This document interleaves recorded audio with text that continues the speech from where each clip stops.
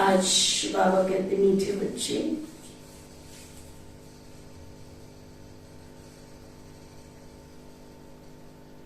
जितना जितना दूसरों को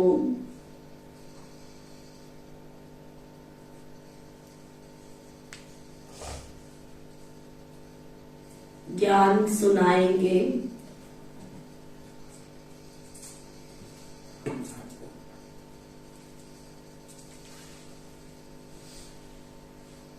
उतना तुम्हारी बुद्धि में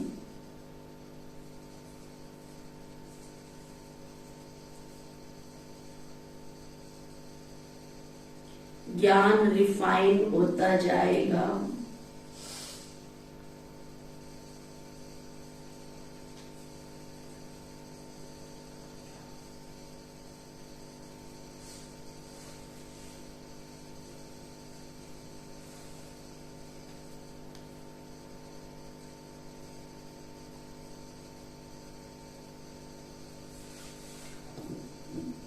इसलिए सर्विस जरूर करनी है।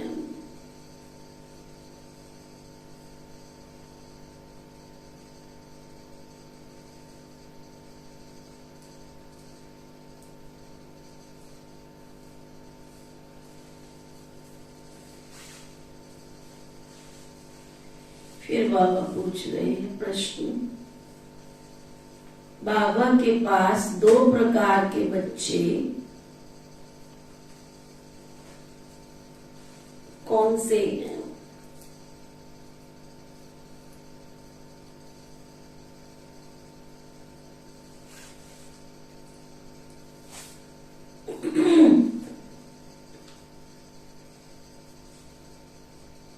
उन दोनों में अंतर क्या है?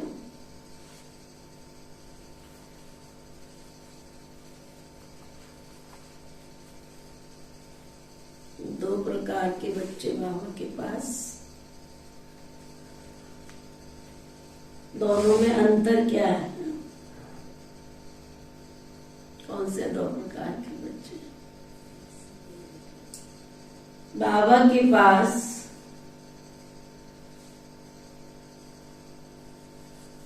एक है लगे सौतेले बच्चे,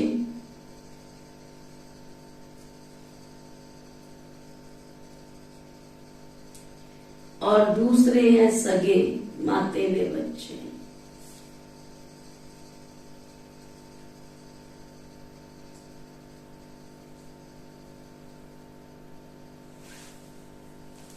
लगे बच्चे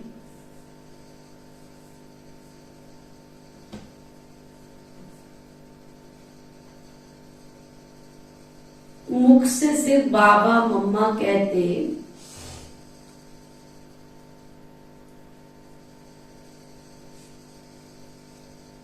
लेकिन श्रीमत पर पूरा नहीं चल सकते।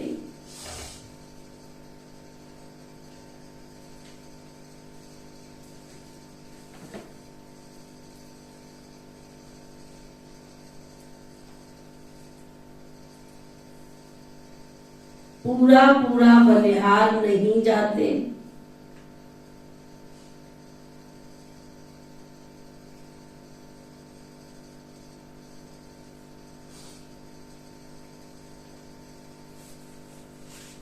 सगे बच्चे तो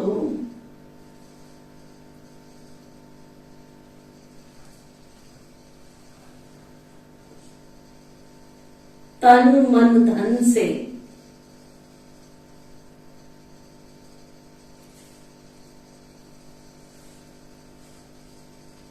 पूर्ण समर्पण अर्थात ट्रस्टी होते हैं।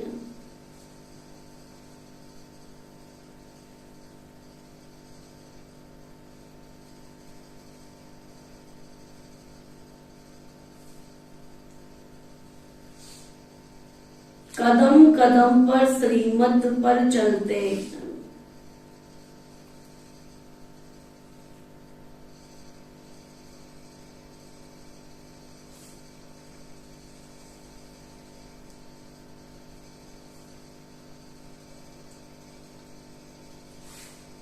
लगे बच्चे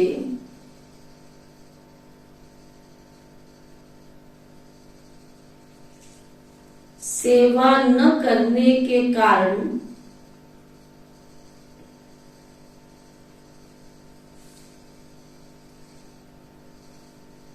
चलते चलते गिर पड़ते।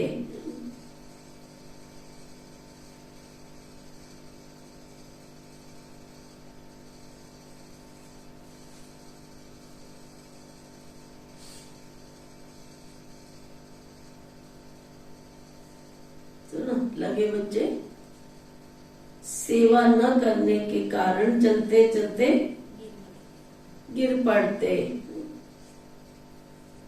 संशय आ जाता है उनको।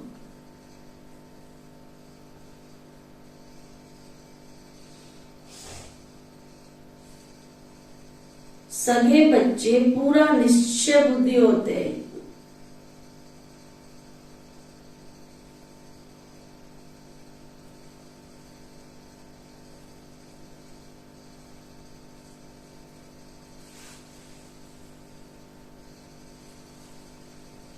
अपने आप को चेक कर लो भी कहां पर हो। गीत है, बचपन के दिन बुला न देना। ओम शांति। बाप बच्चों को समझाते हैं कौन सा बाप? वास्तव में दोनों बाप हैं। एक रूहानी जिसको बाबा कहा जाता है और दूसरा जिस्मानी जिसको दादा कहा जाता है। यह तो सभी सेंटर्स के बच्चे जानते हैं। हम बाप दादा के बच्चे हैं।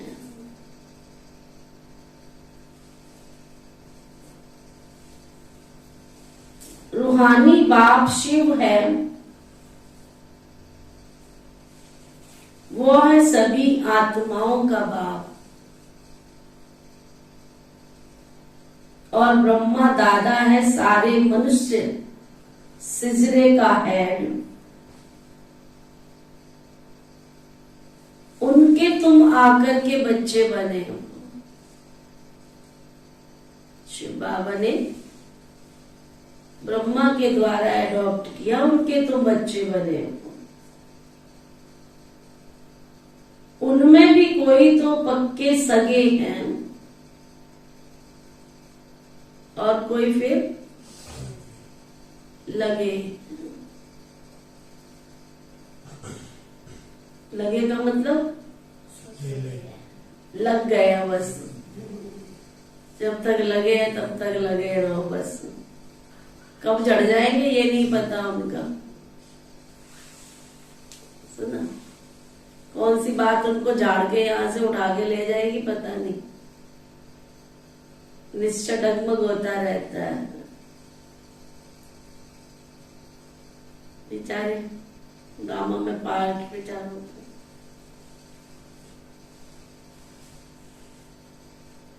मम्मा बाबा तो दोनों ही कहते हैं। बाबा के घर में आते हैं, दोनों ही मम्मा बाबा कहते हैं। परंतु लगे कभी बलि नहीं चढ़ सकते।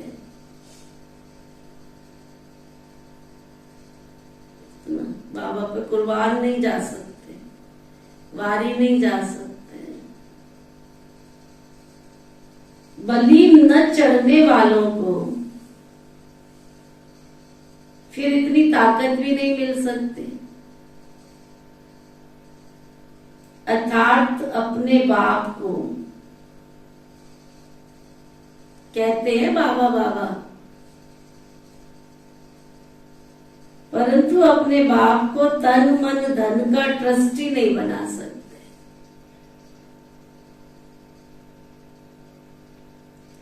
श्रेष्ठ बनने के लिए उनकी श्रीमत पर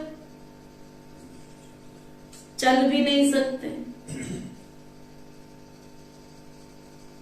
बनना श्रेष्ठ है तो श्रीमत पर भी चलना पड़े, परंतु चल नहीं सकते। सगे बच्चों को सूक्ष्म में भी बाबा की मदद मिलती रहती है। जो सगे बच्चे होते हैं बाबा कहते हैं उनको गहरा राज है ना।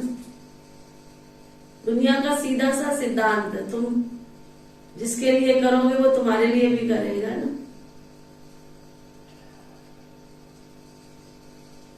जितना गुड़ डालोगे उतना, दुनिया में कहते हैं कहावत चली आई, मीठा होगा। तुम शिव बाबा के लिए कुछ करोगे तो शिव बाबा भी तुम पर वारी जाएगा, कुर्बान जाएगा।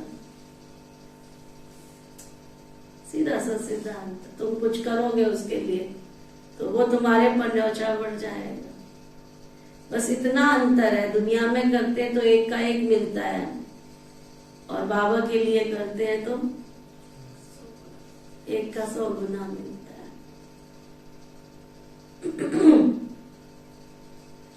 बाबा कहते सगे बच्चों को सूक्ष्म मदद बहुत मिलती है, परंतु वह भी बहुत थोड़े बच्चे हैं बाबा के, बहुत थोड़े से। भल सगे भी हैं, परंतु उनको भी अभी पक्के तो नहीं कहेंगे। लो जी, सगे में भी बहुत ऐसे हैं जिनको पक्के नहीं कहेंगे। जब तक रिजल्ट नहीं निकली, भले यहाँ रहते हैं, बहुत अच्छे हैं, सर्विस भी बहुत करते हैं, फिर भी कई गिर पड़ते हैं।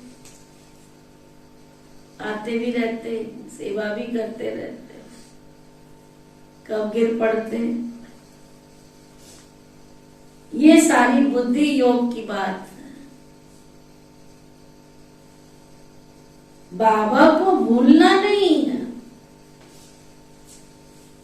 बाबा इस भारत को बच्चों की मदद से स्वर्ग बनाते। बाबा ने इस भारत को स्वर्ग बनाना है तो बच्चों की मदद से ही बना रहे हैं। गाया भी हुआ है शिव शक्ति पांडव से। हरेक को अपने से बात करनी है, किसी और को करने की जरूरत नहीं, खुद ही खुद से बात करो। बरोबर हम शिव बाबा के एडॉप्टेड चिल्ड्रन, बाबा के गोद लिए हुए बच्चे, बरोबर बाबा ने हमको गोद लिया। बाबा से हम स्वर्ग का वर्षा पा रहे हैं। द्वापर से लेकर हमने जो लौकिक बाप का वर्षा पाया है वो नरक का ही पाया। दुखी होते आए। भक्ति मार्ग में तो है ही अंधश्रद्धा।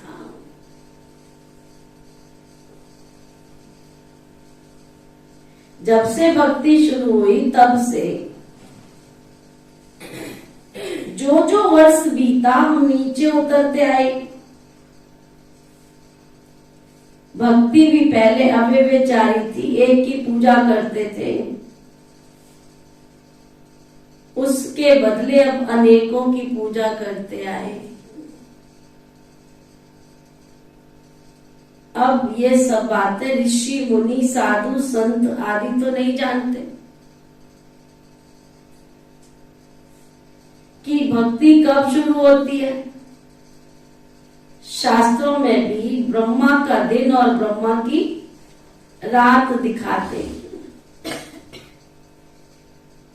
भले ब्रह्मा सरस्वती श्री लक्ष्मी श्री नारायण बनते हैं, परंतु नाम तो ब्रह्मा का दे दिया है। ब्रह्मा के साथ बच्चे भी बहुत हैं। लक्ष्मी नारायण के बच्चे तो बहुत नहीं होते हैं ना। ब्रह्मा संगम युग पर है तो उसके बच्चे भी कितने? हाँ, इतने ढेर बच्चे हैं बाबा के। और यही ब्रह्मा जब लक्ष्मी नारायण बन जाएंगे तो इतने बच्चे होंगे क्या?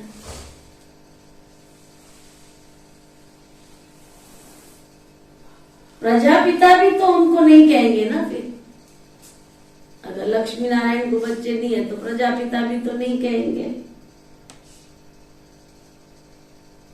अब नई प्रजा बन रही है। नई प्रजा होती है ही ब्राह्मणों की। ब्राह्मण ही अपने को ईश्वरीय संतान समझते। देवता तो नहीं समझेंगे ना। समझोगे देवता की हम देवता बन गए। बन रहे हैं कह सकते हो, लेकिन बन गए हैं?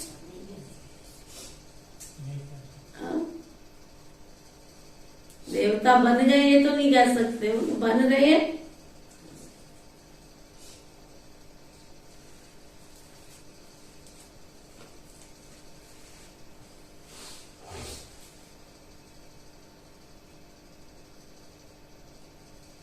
उनको चक्र का पता ही नहीं।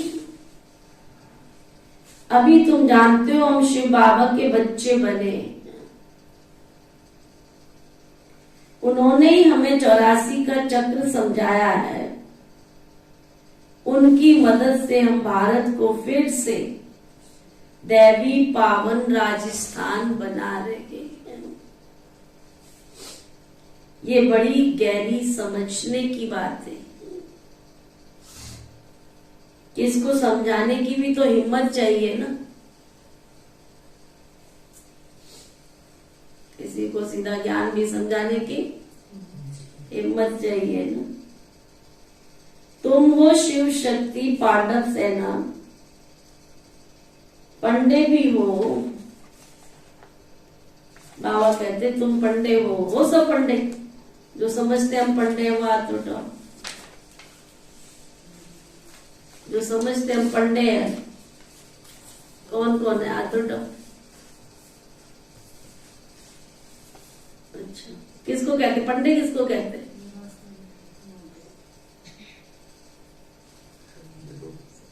हाँ?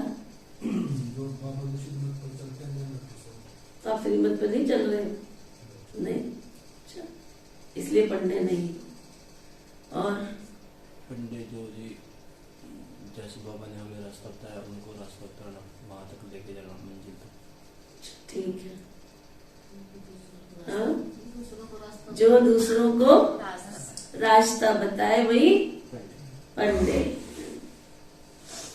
तुम्हारे बिगर रूहानी स्वीट होम का रास्ता कोई बता ही नहीं सकता है किसी को,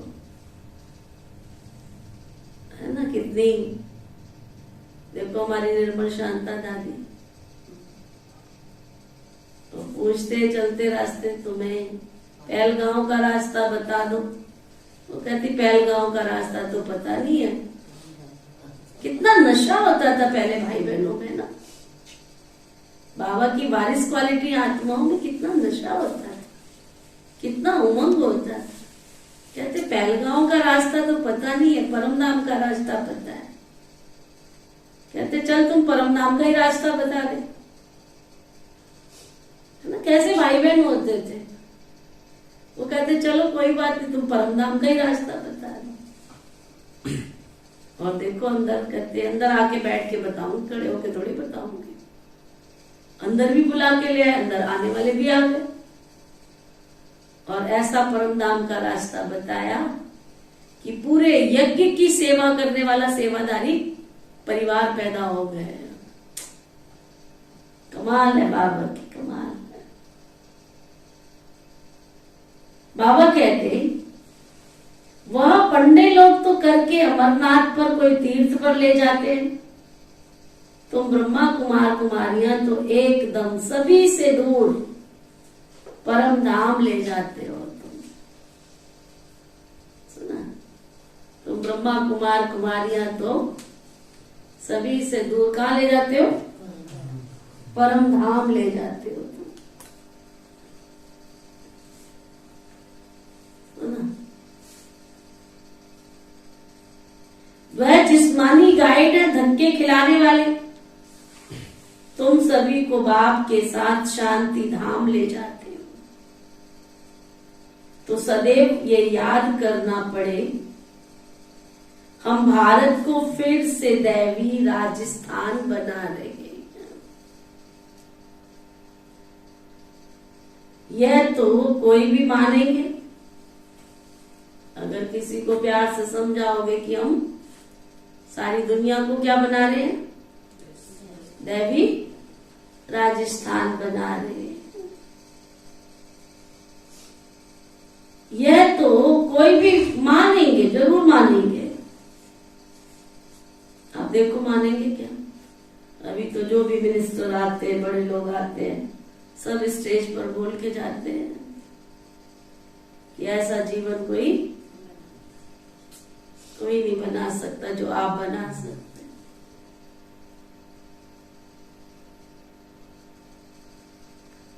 भारत का आदि सनातन देवी देवता धर्म था। भारत सतयुग में बेहद का दैवी पावन राजस्थान था। फिर पावन क्षत्रिय राजस्थान बना। फिर माया की प्रवेशता होने के कारण आसुरी राजस्थान बन जाता है। यहाँ भी पहले राजा रानी राज्य करते थे, परंतु बिगर लाइट के ताज वाली राजाई चलती आई। खुद भी पवित्र नहीं थे, खुद भी अनुशासन में नहीं थे, दूसरों को कैसे चलाते। दैवी राजस्थान बाद में हुआ, आसुरी पतित राजस्थान। अभी तो पतित प्रजा का स्थान है, अभी तो राजा ही का भी नहीं, अभी तो प्रजा का, प्रजा पर राज्य है।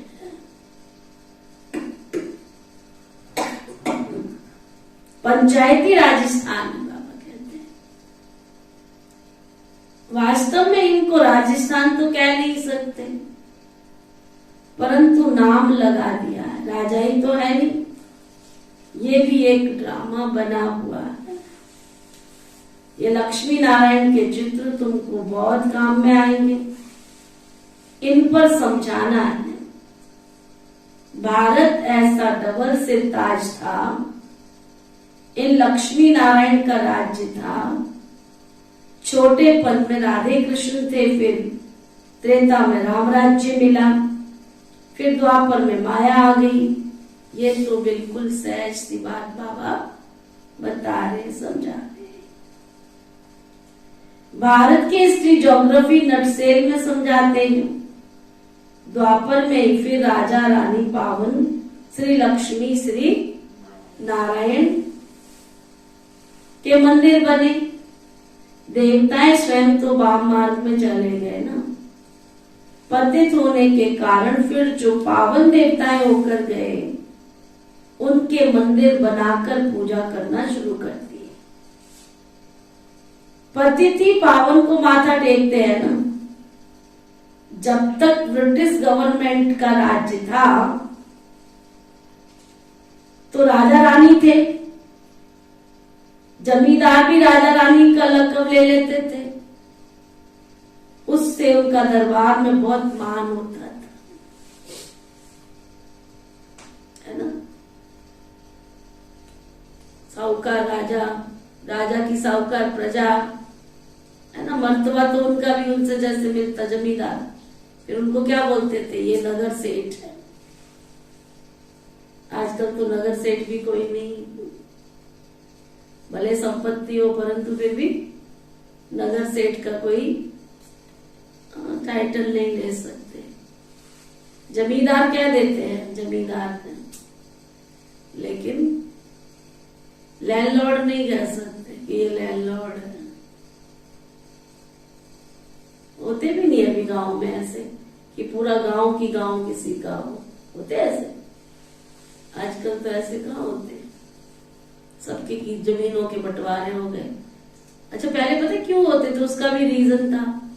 एक परिवार में मसला समझो, 4 भाई हैं, चारों की जमीन इकट्ठी होती थी, बंटवारे नहीं होते थे। 4 गांव में रहते तो पूरी जमीन किसकी है, उसी गांव के उस परिवार की है, तो नेचुरली लैंडलॉर्ड हो गया ना, उसके घर का मालिक। इसलिए आपस में बंटवारे हो गए, तो कहां से कहेंगे लैंडलॉर्ड। तो बाबा कहते जमींदार भी राजा रानी का लक़ब ले लेते थे, फिर उनका दरबार में बहुत मान होता था। अभी तो कोई राजा ही नहीं है। पीछे जब आपस में लड़े तो मुसलमान आदि आए। अभी तुम बच्चे जानते हो, फिर से कलयुग का अंत आ गया है। कल मैं किसी का वक्तव्य सुन रही थी, अच्छी लगा मुझे। कई बार किसी की बात अच्छी लगती है। कहते कलयुग में ज्ञान देने का तरीका ही बदल जाता है। बोला कारण, कलयुग में ज्ञान देने का, बच्चों को समझ देने का तरीका ही बदल जाता है। क्यों क्यों बदल जाता है? कहते कलयुग में किसी को ज्ञान सुनने की ताकत नहीं है। आप देखो घरों में जो बच्चे हैं, पहले माता पिता बोलते थे बैठ जाओ, बैठ जाते थे। अब वो पूछते क्यों बैठ जाए, पहले बताओ तो सही ना बैठे क्यों। हर चीज का लॉजिक चाहिए उनको। तुमने हमें अगर अगर बाहर जाने को मना किया तो बोलो, बताओ पहले मैं बाहर जाना क्यों नहीं, है ना। हर चीज का उनको तर्क चाहिए, स्टेटमेंट चाहिए, पहले स्टेटमेंट ही बोलेंगे ना, तर्क चाहिए उनको पहले। तो इसलिए ज्ञान सुनने की किसी में ताकत ही नहीं है। इसलिए पुरुषोत्तम संगम युग का भी चौथा युग चल रहा है। भाई बहनों में कहाँ ताकत है ज्ञान सुनने की। जिन्होंने बाबा समझ लिया, जिन्होंने बाबा का घर समझ लिया, जितना आप लोगों ने समझ लिया है, अब तो मुझे तो नहीं लगता है कि वैसे बाबा के बच्चे भी निकलेंगे। सब स्वार्थवश आते, भगवान से कुछ हमको मिल जाए, उनको उनसे कोई मतलब नहीं है। तुम्हारा ब्रह्मा बाबा क्या था तो तुम्हारी मम्मा क्या थी तो तुम्हारी दादी क्या थी, है ना। कितना वंडरफुल समय आया। बाबा कहते हैं अभी तो कोई राजा ही नहीं है, पीछे जब आपस में लड़े तो मुसलमान आदि आए। अभी तुम बच्चे जानते हो फिर से कलयुग का अंत आ गया, विनाश सामने खड़ा है। बाप फिर से राजयोग सिखला रहे हैं, कैसे स्थापना होती है सो तो तुम बच्चे ही जानते हो। ये हिस्ट्री ज्योग्राफी मिट जाती है, फिर भक्ति में जो लोग अपनी गीता बना देते हैं उसमें भी बहुत फर्क पड़ जाता है। भक्ति के लिए उनको देवी देवता धर्म का पुस्तक जरूर चाहिए। तो मैं आपको जो सुना रही थी उसके वक्तव्य में एक बात उन्होंने कही अच्छी समझ में आई। कहते वेद व्यास जी जब कथा लिख रहे थे, कथा लिखते लिखते लिखते लिखते उनकी कलम रुक गई। मतलब फिर वो बैठ गए एकांत में और पूछने लगे, अपने आप से पूछने लगे कि ये कलम रुक क्यों गई है। बोला कलयुग में ये ठोस ज्ञान सुनने वाला कोई होगा ही नहीं। तो आजकल सब जो ज्ञान है कथा कहानियों के द्वारा सुनाया जाता है, हर चीज की कहानी सुनाते। कहानी ठोस ज्ञान कौन सुनता है, क्या सुनने की तो ताकत नहीं है। कथा कहानियां सुनाओ कितना इंटरेस्ट आता है लोगों को। निजा दीदी के पास कोर्स करने आएंगे, 7 दिन का कोर्स करेंगे, जब तक कथा कहानियां सुनाती है सुनते रहते हैं, फिर ओम शांति। ठोस बाबा की मुरली आती है, मुरली में से देखो एक किसका, दूसरा किसका, तीसरा किसका, चौथा किसका, आधी छुट्टी पूरी छुट्टी सारी छुट्टी हो जाती। क्योंकि ज्ञान को समझने के लिए भी मन की ताकत चाहिए। तो बाबा वही बता रहे हैं, भक्ति में लोग गीता बना देते हैं, फर्क बहुत पड़ जाता है। भक्ति के लिए उनको देवी देवता धर्म का पुस्तक तो जरूर चाहिए।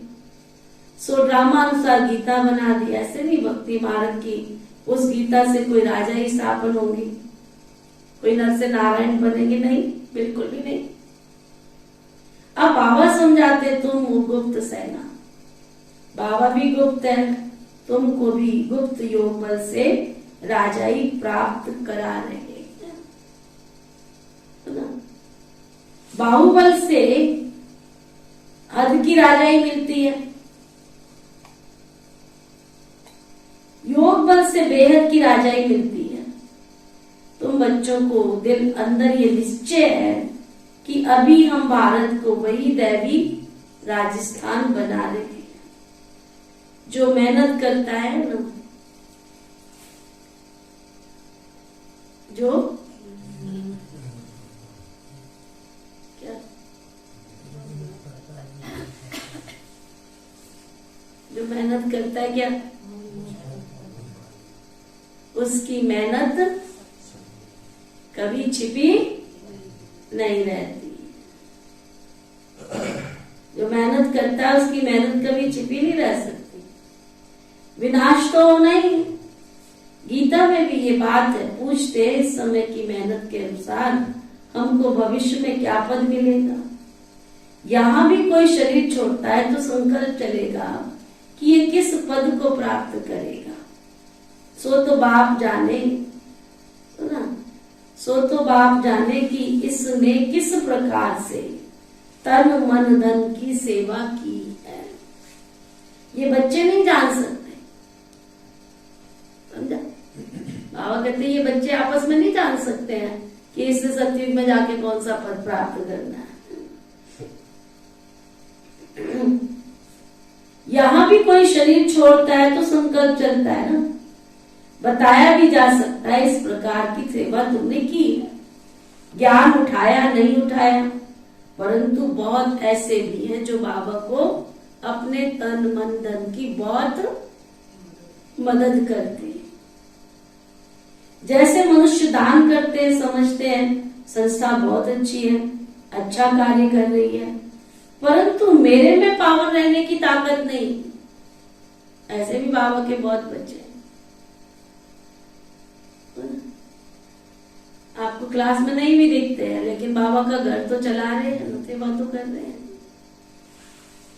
कहते हैं मैं यज्ञ को मदद करता हूं तो उसका रिटर्न फिर उनको मिलेगा तो सही।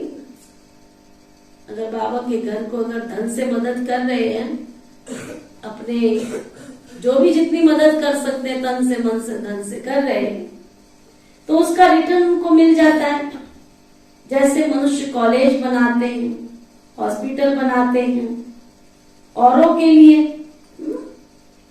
ऐसे नहीं कहेंगे कि मैं बीमार पड़ूं तो ही हॉस्पिटल में जाऊं। ऐसे होता है क्या?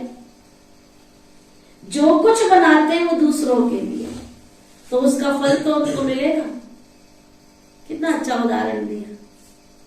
जरूरी नहीं है कि तुमने ही सब कुछ खाना है, तुमने ही सब कुछ करना है, तुमने अपने लिए जब तुम ऐसे भी कई होते हैं, कई बाबा के घर में भोग लगाएंगे, क्यों नहीं? क्योंकि हम भोग खाते ही नहीं, भोग में हिस्सा भी नहीं डालेंगे, क्योंकि हमने तो भोग खाया ही नहीं है, हम क्यों हिस्सा डालेंगे?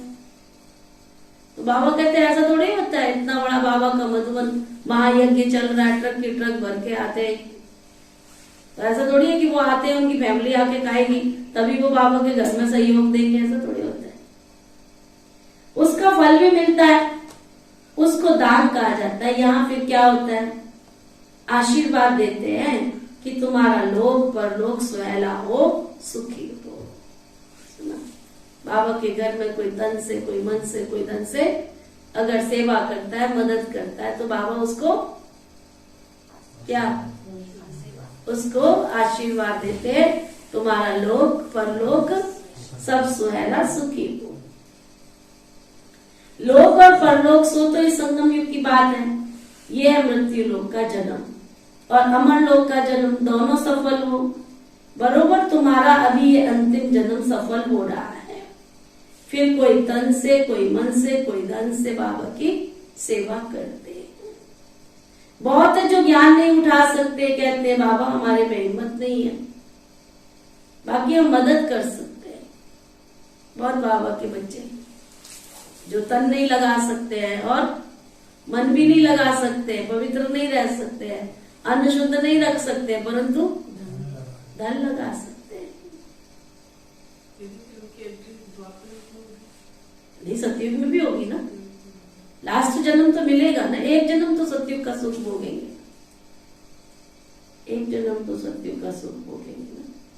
इस यज्ञ को चलाया किसने? जो 22 क्वालिटी बननी थी आत्माएं, वो सब संपूर्ण पवित्र और पावन बनकर सबको सफल किया उन्होंने। अब जो यज्ञ चल रहा है वो तो उन्हीं से चल रहा है। बाबा के बहुत ऐसे बच्चे, आज बाबा का महायज्ञ, कोई गाड़ी दे के जा रहा है, कोई कुछ दे के जा रहा है। इतना फल सब्जी जो मधुबन में आता है, ऐसा थोड़ी कि उनके सारे परिवार वाले ज्ञान में चल रहे हैं। कईयों में बहुत भावना होती है, कितनों ने अपने घर बाबा की सेवा में लगा दिए। अब वो क्लास नहीं करते हैं, रोज कहते हैं हमारा आश्रम, हमारा घर खाली पड़ा है, यूज करो उसको। बहुत ऐसे सेवा स्थान है जहां पर लोग ने अपने अपने घर बाबा की सेवा में दे दिए। कोई किराया नहीं लेते, कोई कुछ नहीं लेते, बस लिखा पढ़ी नहीं कराई। वो कहते हैं हमें लिखा पढ़ी करके भी करना क्या है, हमें तो सेवा से मतलब है ना। अब मिसला उसने 10 साल उस घर में बाबा की सेवा चली है ना, उसने लिया कुछ भी नहीं, और वहां से बाबा के कोई बच्चे निकले जिन्होंने बहुत सुंदर बाबा का घर बना दिया, तो उसका भविष्य तो जमा हो गया, क्योंकि उस घर से इतनी आत्माओं का कल्याण हुआ। बहुत गहरी फिलॉसफी है। बस संगम युग पर जिसको समझ आ जाए ना ये ज्ञान, फिर मैं कई बार बैठ के सोचती हूँ इसका भविष्य जैसा होगा ना, भविष्य ज्ञाता को पता है, वो इसको टच करेगा। हम और आप तो कुछ नहीं कर सकते ना, चाह के भी नहीं कर सकते। अगर हम चाहे कि सामने वाले का भाग्य बना दे तो नहीं बना सकते ना। तो बाबा कहते हैं बाकी मदद कर सकते हैं तो बाप बताएंगे तुम इतना धनवान बन सकते हो। कोई भी बात हो तो पूछ लो, नहीं समझ में आती है तो पूछ लो। फॉलो फादर करना है तो पूछना भी उनसे है। इस हालत में हम क्या करें? श्रीमत देने वाला बाप बैठा है तो उनसे छुपाना कुछ भी नहीं है तुमको। सुना? श्रीमत देने वाला बाप बैठा है तो उनसे छिपाना नहीं कुछ, नहीं तो तुम्हारी बीमारी अंदर अंदर बढ़ती चली जाएगी। ये जो ब्राह्मण आत्माओं में कई बार आता है ना, कोई हमको देख ना ले, कोई क्या देख ले, भैंजियों से करके छिपाते हैं, लेकिन भूल जाते हैं ये मास्टर भगवान बैठे, इनसे कुछ भी छिप नहीं सकता है। तो बाबा कहते फिर छिपाएंगे तो बीमारी धीरे धीरे बढ़ती जाएगी। कदम कदम श्रीमत पर नहीं चले तो रौला पड़ जाएगा। बाबा कोई दूर थोड़ा ही है, सम्मुख आकर पूछना चाहिए। ऐसे बाप दादा के पास घड़ी घड़ी आना चाहिए। तुमको नहीं कुछ समझ में आ रहा है, बाबा कहते पूछ लो ना, पूछ के कर लो ना। बाबा वास्तव में ऐसे मोस्ट बेलोवेड बाप के साथ तो इकट्ठा रहना चाहिए। अरे ऐसे साजन से तो चटक जाना चाहिए। वह जिस्मानी है रूहानी, इसमें चटकने की तो बात ही नहीं है। यहां सबको तो नहीं बिठा देंगे ना, ये ऐसी चीज है बस सामने बैठे रहे, सुनते रहे, उनकी मत पर चलते रहे। परंतु बाबा कहेंगे यहाँ बैठ नहीं जाना है, गंगा नदी पर, गंगा नदी बनो, जाओ सर्विस पर, एक जगह मत बैठो। बच्चों का प्यार बहुत होना चाहिए जैसे मस्ताना होता है, परंतु सर्विस भी तो करनी है ना। निश्चय बुद्धि तो एकदम लटक पड़ते हैं। बच्चे लिखते हैं फलाना बहुत अच्छा निश्चय बुद्धि है। सुना बाबा को कई बच्चियां समाचार लिखती है, बच्चे भाई फलाना बाबा जो बच्चा आया बड़ा निश्चय बुद्धि है। बाबा कहते हैं मैं लिखता हूं कुछ भी निश्चय बुद्धि नहीं, कुछ भी नहीं समझा। अगर निश्चय बुद्धि है कि स्वर्ग का मालिक बनाने वाला बाप आया है तो उससे मिले बिना तो एक सेकंड भी कोई रह नहीं सकता। बहुत बच्चियां हैं जो तड़पती हैं, फिर घर बैठे उनको साक्षात्कार होते हैं ब्रह्मा का और कृष्ण का। निश्चय हो कि बाप परम नाम से हमें राजधानी देने आए हैं तो फिर आकर बाबा से मिले। ऐसे भी आते हैं, फिर समझाया जाता है ज्ञान गंगा बनो। प्रजा भी तो बहुत चाहिए ना, राजधानी स्थापन हो रही है। ये चित्र समझाने के लिए बहुत अच्छा है। तुम किसको भी कह सकते हो हम फिर से अपनी सतयुगी राजधानी स्थापन कर रहे हैं। विनाश भी सामने खड़ा हुआ है। मरने से पहले बेहद के बाप से बेहद का वर्षा ले लो। सभी चाहते हैं वन ऑलमाइटी गवर्नमेंट हो, हम सब मिलकर एक थोड़े ही बन सकते हैं। एक राज्य था तो जरूर ना, जिसका गायन भी है, सतयुग का नाम वाला है, फिर से उसकी स्थापना हो रही है। कोई इन बातों को जट मानेंगे, कोई तो मानेंगे ही नहीं। 5000 वर्ष पहले श्री लक्ष्मी श्री नारायण का राज्य था, फिर इन राजाओं का राज्य हो गया। राजाएं भी पतित हो गए ना, अब फिर पावन श्री लक्ष्मी श्री नारायण का राज्य होगा। तुम्हारे लिए तो समझाना बहुत सहज है। हम दैवी राजधानी स्थापन कर रहे हैं। शिव बाबा की श्रीमत से और उनकी मदद से, शिव बाबा से शक्ति मिलती है। तो बच्चे तुम्हें ये नशा रहना चाहिए कि तुम वॉरियर्स हो। मंदिरों में भी तुम जाकर समझा सकते हो, तो स्वर्ग की स्थापना जरूर रचयिता द्वारा ही होगी ना। मंदिरों में भी तुम जाकर समझा सकते। तुम जानते हो बेहद का बाप एक है, तुम्हारे सम्मुख तुमको ज्ञान श्रृंगार कर रहे हैं, राजयोग सिखला रहे हैं। वो गीता सुनाने वाले कभी राजयोग सिखला न सके। ये अभी तुम बच्चों की बुद्धि में नशा चढ़ाया जाता है। बाबा आया है स्वर्ग की स्थापना करने। स्वर्ग में ही पावन राजस्थान है। मनुष्य तो लक्ष्मी नारायण के राज्य को भूल गए हैं। अब आप कहते हैं बच्चे बाप सम्मुख बैठ के समझाते हैं, तुम कोई भी गीता पाठशाला आदि में चले जाओ, सारी हिस्ट्री ज्योग्राफी अथवा 84 जन्मों का समाचार और कोई तुमको सिवाय बाप के समझा नहीं सकते। लक्ष्मी नारायण के चित्र साथ राधे कृष्ण का भी हो तो समझाने से समझदार कोई सुना सके। बाबा कहते ये करेक्ट चित्र, लिखत भी उनकी अच्छी है। तुम्हारी बुद्धि में सारा चक्र घूमता रहता है घूमता। तुम्हारी बुद्धि में रहता है, घूमता है। यहाँ से जाके मुरली चिंतन चलता है। जो मुरली चिंतन करते हो हाथ उठाओ, करते हो यहाँ से जाके?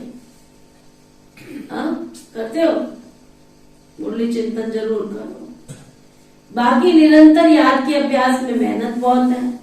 निरंतर ये ऐसी याद पक्की हो कि अंत में कोई कीचड़ पट्टी तुम्हें याद ना रहे। क्या कहा बाबा ने? ये अर्जुन तेरे बहुत काल का किया हुआ अभ्यास। अच्छा ये बताओ, हमारी क्लास में हलवा कौन कौन बन गए? हाँ हलवा क्यों? हलवा बने हो? हाँ किसको कहते हैं हलवा बनना? जो कढ़ाई छोड़ देता है। जब हलवा पक जाता है ना तो कढ़ाई छोड़ देता है। तो यहाँ भी जिनकी अवस्था परिपक्व हो गई है ना वो फंसेंगे नहीं। कईयों का तो हाल ही बुरा है। जब आए थे तब छूटे ले थे और धीरे धीरे धीरे धीरे दलदल में फंसते जा रहे। आए थे निकलने के लिए और ही फंसते जा रहे हैं गोल गोल। मैं कल भी किसी को समझा रही थी कि हमारा कोई पुण्य कर्म था तो भगवान हमको दलदल से निकाल के ले आया था, और अब हमने कोई इतने पुण्य कर्म नहीं किए हैं जो भगवान तुमको दोबारा उस दलदल से बाहर निकालेगा। इसलिए फंसो नहीं। फंसना आसान है, उस दलदल से निकलना बहुत मुश्किल है। तो वो बाबा बता रहे हैं बच्चे याद ऐसी निरंतर पक्की हो जो अंत में कोई देहधारी याद ना आवे। देह भी याद ना आवे, देहधारी भी याद ना आवे, कोई कीचड़ पट्टी याद ना। बाबा को कभी भूलना नहीं है। छोटे बच्चे बाप को याद करते हैं, बच्चा बड़ा होता है धन को याद करते हैं।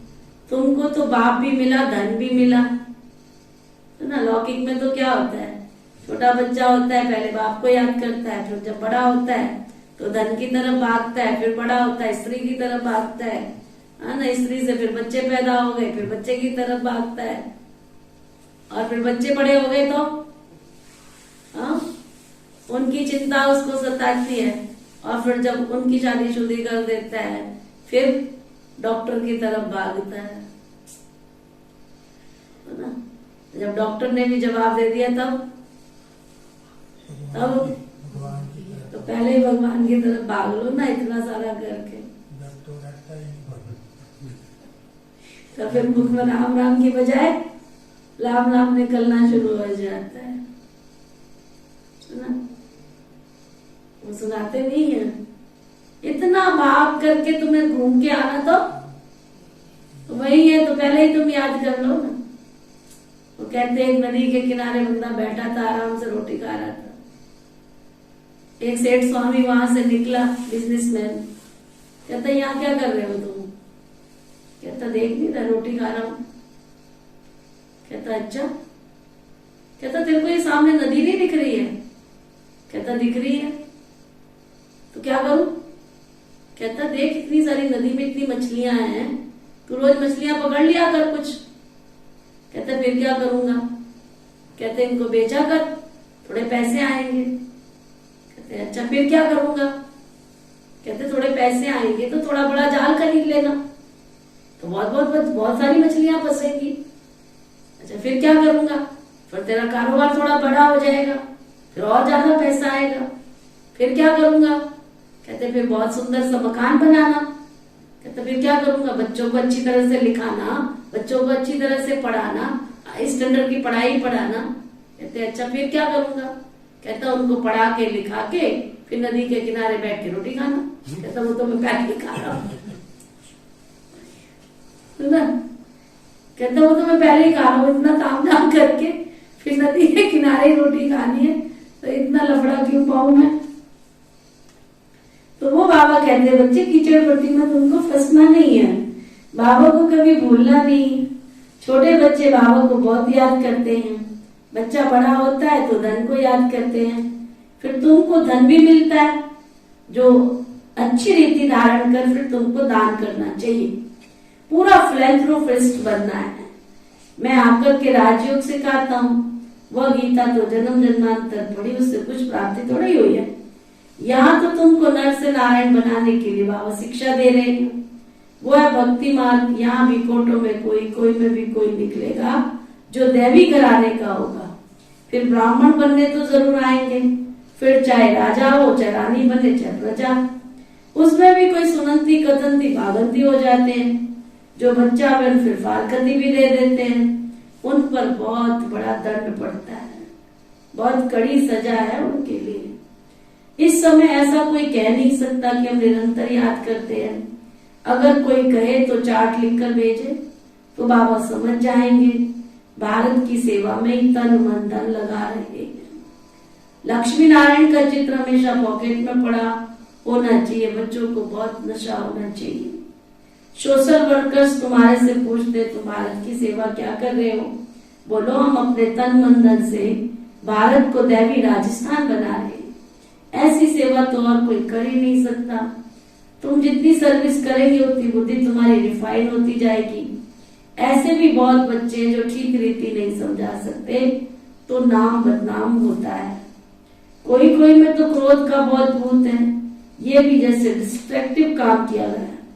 उनको कहेंगे तुम अपना मुंह तो देखो, तुम लक्ष्मी नारायण को बनने के लायक बने हो क्या? ऐसे भी बहुत है जो शिव बाबा की आबरू गवा देते हैं। अब ऐसे बच्चे क्या पद पाएंगे? वह तो प्यारों की लाइन में आ जाते हैं। ये शिव शक्ति सेना है ना, समझा? अच्छा मीठे मीठे सी हृदय बच्चों प्रति माता पिता बाप दादा का याद प्यार और गुड मॉर्निंग। रूहानी बाप की रूहानी बच्चों को नमस्ते। हम सब रूहानी बच्चों की दिल व जान सिख व प्रेम से नमस्ते नमस्ते नमस्ते जी। धारणा के लिए मुख्य सार ओम वर्क। अविनाशी ज्ञान रत्नों का महादानी बनना है ना। बाबा की जो मुरली सुनते हो, बाबा से इतना ज्ञान धन लेते हो, इस ज्ञान धन को क्या जोड़ के ना रखो अपने पास, डायरियों में लिख के ना रखो। इसको क्या करो? दान करो, महादानी बनो। तन मन धन से भारत को स्वर्ग बनाने की सेवा करनी, तो ना अपने ही तन मन धन से भारत को स्वर्ग बनाने की सेवा करनी। कोई भी डिस्ट्रक्टिव विनाशकारी कार्य नहीं करना।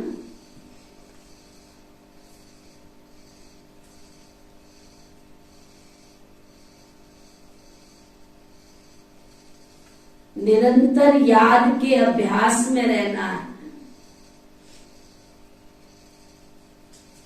निरंतर याद के अभ्यास में रहना है।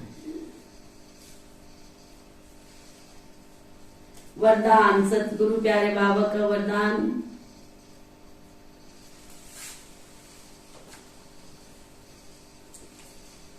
एक रस और निरंतर खुशी की अनुभूति द्वारा नंबर 1 लेने वाले अकुट खजाने से संपन्न भव। एक रस और निरंतर खुशी की अनुभूति द्वारा नंबर 1 लेने वाले अकुट खजाने से संपन्न भव। क्या वरदान दिया बाबा ने? एक रस। ये नहीं आज बहुत अच्छा पुरुषार्थ चल रहा है, कल बहुत कम। एक रस, बाबा से जो प्राप्तियां हुई हैं निरंतर खुशी की अनुभूति द्वारा, एक रस और निरंतर खुशी की अनुभूति द्वारा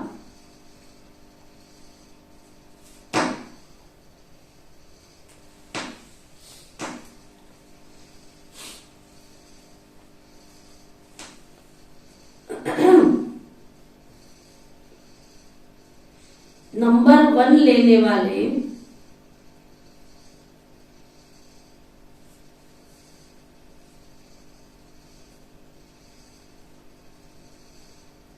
अखुट खजाने से संपन्न भव।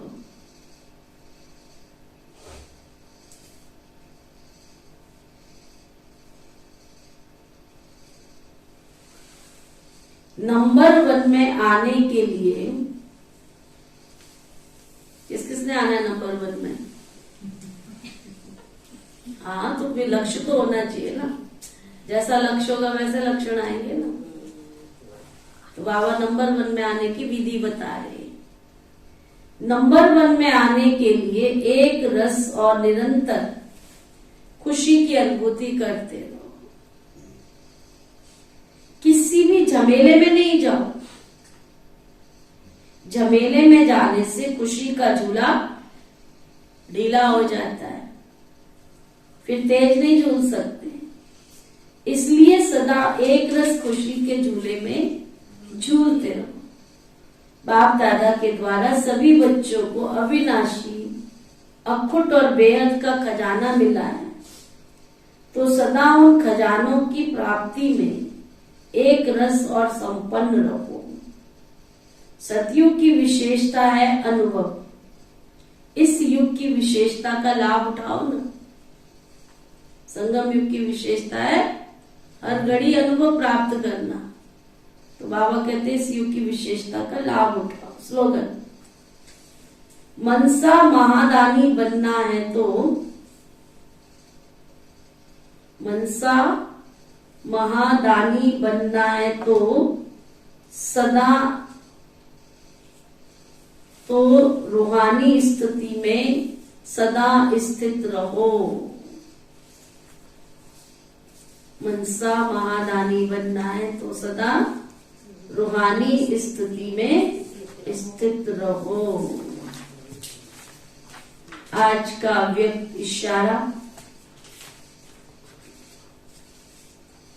एकाग्रता की शक्ति बहुत विचित्र रंग दिखा सकती है। एकाग्रता की शक्ति बहुत विचित्र रंग दिखा सकती है। एकाग्रता से ही सिद्धियां प्राप्त होती। स्वयं को भी औषधि, स्वयं की औषधि भी एकाग्रता की शक्ति से कर सकते हो। अनेक रोगियों को निरोगी बना सकते हो। कोई ने चलती हुई चीज को रोका, ये भी तो एकाग्रता की शक्ति से ना। संकल्पों को स्टॉप कहो और स्टॉप हो जाए, तब वरदानी रूप में जय जयकार के नारे लगेंगे। समझ में आया? जो आपको कमेंट्री से योग कराया जाता है ना सुबह अमृत वेले, कई भाई बहन सोचते हैं कि तो कमेंट्री रोज दीदी तो वही लगा देते हैं। आपको नहीं पता उसका चमत्कार क्या है। एक ही चीज जब बार बार बार बार बार बार अभ्यास की जाती है तो उसके वाइब्रेशन उतनी पावरफुल लगती से वातावरण में फैलते चले जाते हैं। जो नया नया स्वाद लेते रहते हैं वो भी अभ्यास जरूरी है। जैसे बाबा ने सोमान पक्के कराए, तो सारे दिन में वो भी अभ्यास जरूरी है। अच्छा, आज का सोमान है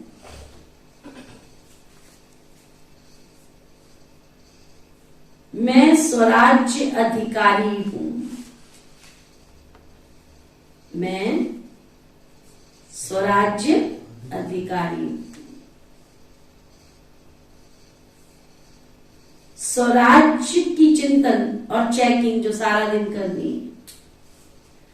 स्वराज्य की कारोबार में सभी कर्मचारी लॉ और ऑर्डर प्रमाण कार्य कर रहे हैं। कोई भी कर्म इंद्रिय रूपी कर्मचारी धोखा तो नहीं देते हैं। मैंने देखना नहीं था, देख लिया, बोलना नहीं था, बोल लिया, सोचना नहीं था, सोच लिया, जाना नहीं था, चला गया, करना नहीं था, कर लिया। तो बाबा कहते चेकिंग करो, ऐसा तो नहीं है। योगाभ्यास, आज सारे दिन का योगाभ्यास। मैं आत्मा राजा मन बुद्धि और संस्कारों सहित स्थूल कर्म इंद्रियों की मालिक हूं।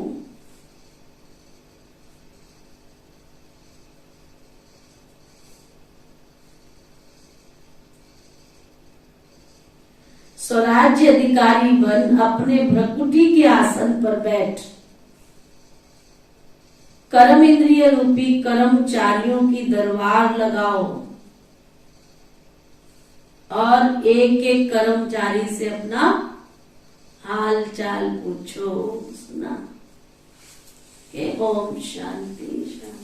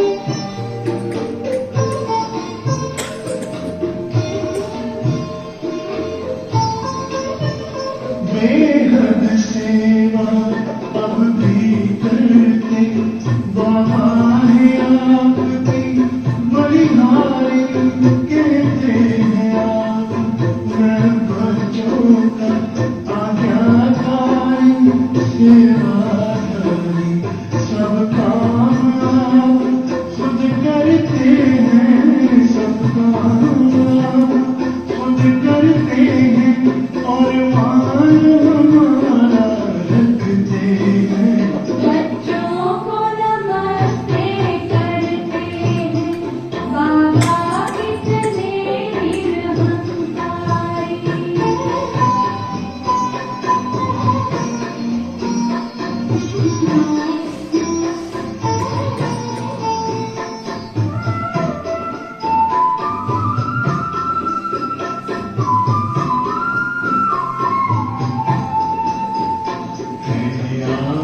दया